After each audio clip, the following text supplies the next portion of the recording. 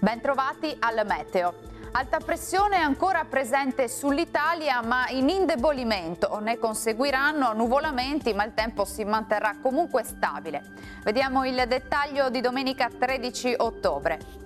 Sul Veneto avremo condizioni di tempo asciutto, al mattino tuttavia sarà possibile qualche foschia o nebbia sulle pianure e sulle vallate alpine, mentre dal pomeriggio più sole sulle aree costiere, ma cielo spesso nuvoloso invece sul resto della regione.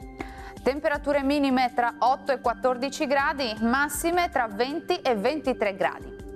Ci spostiamo ora sul Friuli Venezia Giulia, il cielo anche qui sarà a tratti coperto, mentre lungo la costa sarà più soleggiato. Non sono attese piogge degne di nota.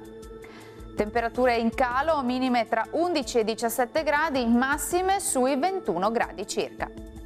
Uno sguardo infine al Trentino Alto Adige, dove sarà più soleggiato, infatti il cielo si presenterà sereno o al massimo poco nuvoloso. Temperature minime sui 9 gradi, massime sui 23 gradi circa. Bene, dal meteo di Antenna 3 è tutto, vi do appuntamento al prossimo aggiornamento. Arrivederci.